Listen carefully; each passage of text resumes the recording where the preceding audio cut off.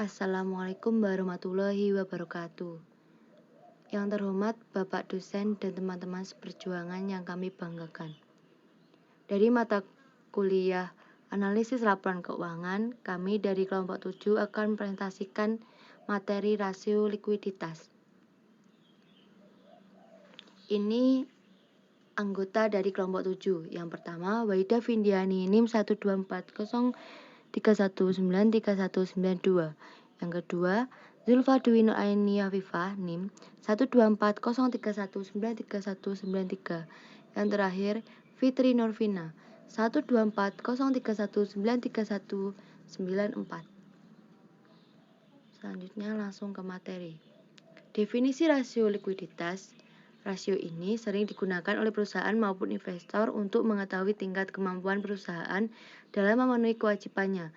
Kewajiban tersebut bersifat jangka pendek. Kewajiban jangka pendek itu seperti membayar tagihan listrik, gaji pegawai, atau hutang yang telah jatuh tempo. Tetapi ada beberapa perusahaan yang tidak sanggup untuk membayar hutang tersebut pada waktu yang telah ditentukan, dengan alasan perusahaan tidak memiliki dana yang cukup untuk menutupi hutang yang telah jatuh tempo tersebut. Definisi likuiditas menurut Kasmir adalah likuiditas atau liquidity ratio, merupakan rasio yang menggambarkan atau mengukur kemampuan perusahaan dalam memenuhi kewajiban atau utang jangka pendek. Artinya, apabila perusahaan ditagih, perusahaan akan mampu untuk memenuhi utang tersebut, terutama utang yang sudah jatuh tempo, bahwa rasio likuiditas adalah mengukur kemampuan perusahaan dalam memenuhi kewajiban jangka pendek secara lancar dan tepat waktu. Apabila perusahaan ditagih, maka akan mampu memenuhi utang atau membayar terutama utang yang sudah jatuh tempo. Jenis rasio likuiditas. Rasio likuiditas memiliki 3 jenis. Yang pertama, rasio lancar. Rasio lancar adalah rasio yang digunakan untuk mengukur kemampuan perusahaan dalam memenuhi kewajiban jangka pendek yang akan jatuh tempo.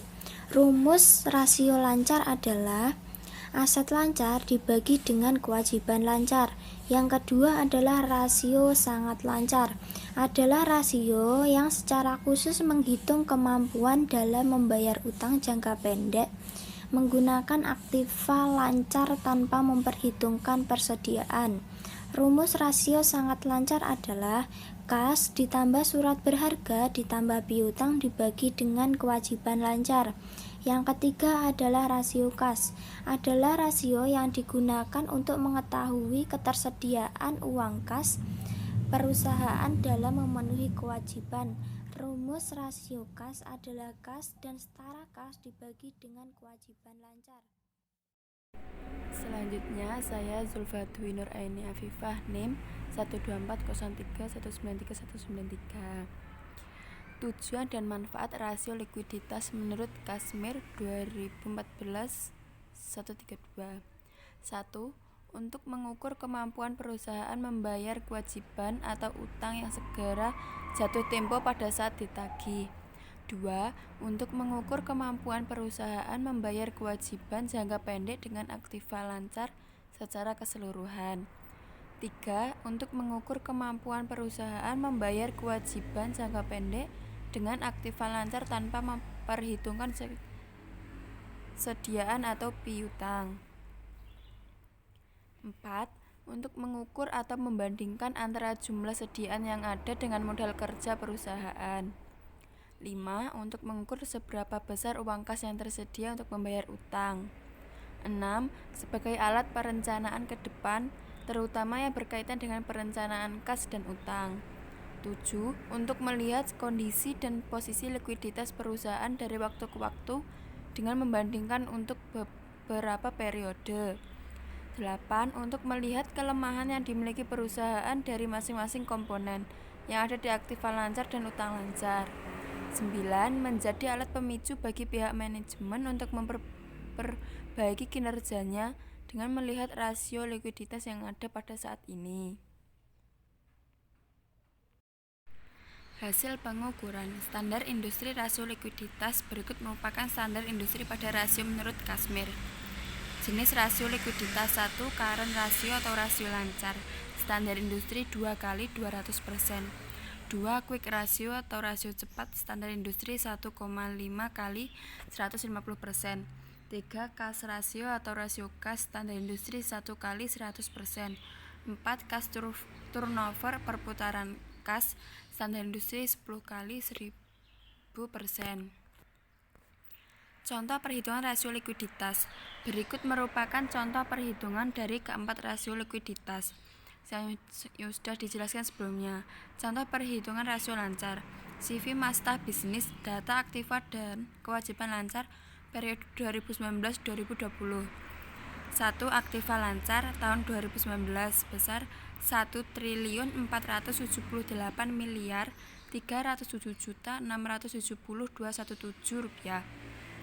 Tahun 2020 1.663.446.375 rupiah. 2. Kewajiban lancar 727.173.225.24 rupiah. Tahun 2020 1.114.460.837.571 rupiah.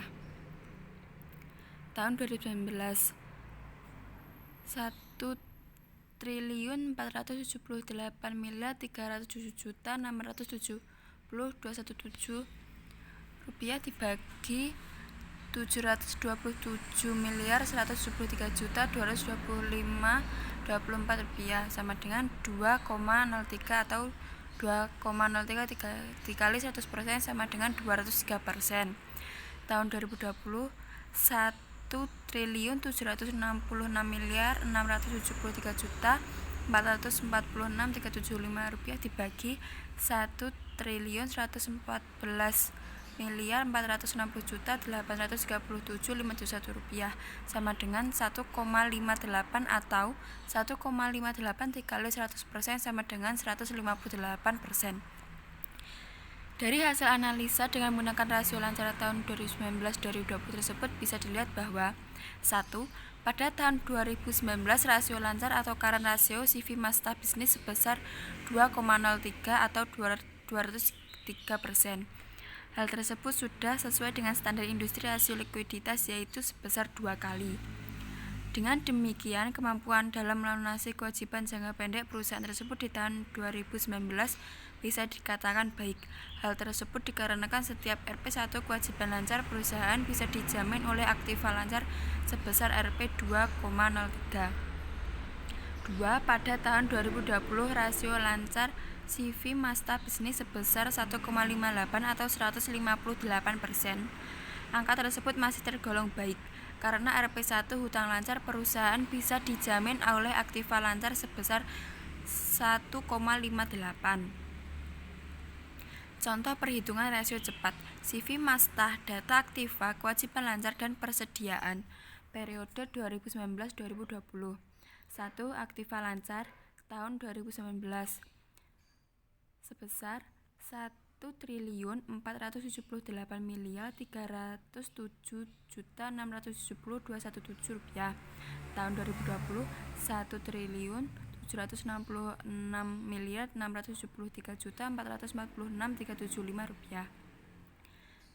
2. Kewajiban lancar tahun 2019 772.173.225.24 rupiah.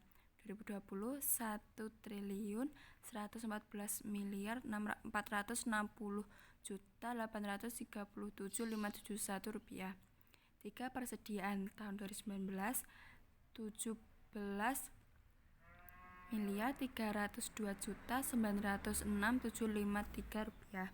Tahun 2020 21.256.159.916 rupiah. Tahun 2019 Rp1.478.307.617.000 dikurangi Rp17.906.753 dibagi Rp727.173.225.24 sama dengan 2 atau 2 kali 100% sama dengan 200%. Tahun 2020, Rp1.763.645.446.375 dikurangi Rp21.226.159.916 dibagi Rp1.460.430.837.571 sama dengan 1,56 atau 1,56 dikali 100% sama dengan 156%. Dari hasil analisis dengan menggunakan rasio cepat tahun 2019-2020 bisa dilihat bahwa pada tahun 2019 rasio perusahaan menunjukkan hasil 2 kali atau 200%. Angka tersebut lebih besar 0,5 dibandingkan dengan standar industri. Namun kelebihan tersebut masih tergolong wajar. Jadi dapat disimpulkan kemampuan perusahaan dalam melunasi kewajiban jangka panjangnya tergolong baik dan tidak terlalu over dalam menginvestasikan dalam aktiva lancar. Hasil tersebut berarti hutang lancar sebesar Rp1 bisa dijamin dengan aktiva lancar sebesar Rp2. Pada tahun 2020 rasio perusahaan menunjukkan hasil 1,56 kali atau 156%. Pada tahun ini angka rasio cepat lebih besar 0,06 dari nilai standar industri. Hal tersebut tentunya baik hutang lancar sebesar Rp1 dapat dijamin oleh aktiva lancar sebesar Rp1,56. Contoh perhitungan rasio kas CV Masta Bisnis Data Kas dan Kewajiban Lancar periode 2019-2020. 1. Kas tahun 2019 sebesar Rp1.272.369.649 2020 Rp1.484.447.440 2. Kewajiban lancar tahun 2019 Rp772.173.225.24 2020 Rp1.114.460.837.571 tahun 2019 Rp1.272.712.369.649 dibagi Rp773.225.224 sama dengan 1,75 atau 1,75 dikali 100% sama dengan 175%. Tahun 2020 Rp1.384.440.740 dibagi Rp1.114.460.837.571 sama dengan 1,32 atau 1,32 dikali 100% sama dengan 132%. Pada perhitungan rasio kas tersebut diketahui pada tahun 2019 terjadi penurunan rasio sebesar 0,43. Pada tahun 2019 dan 2020 rasio kas sudah memenuhi syarat untuk sebuah perusahaan. Hal tersebut karena rasio kas yang baik adalah 1 kali atau 100%. Penurunan yang terjadi disebut merupakan penurunan yang baik atau wajar karena pada tahun 2019 rasio kas lebih besar 0,75 dari standarnya. Hal tersebut tentunya kurang baik karena kas yang ada kurang efektif. Contoh rasio perputaran kas CV Masta Bisnis Data penjualan bersih kas awal dan akhir tahun periode 2019-2020. 1. Penjualan bersih tahun 2019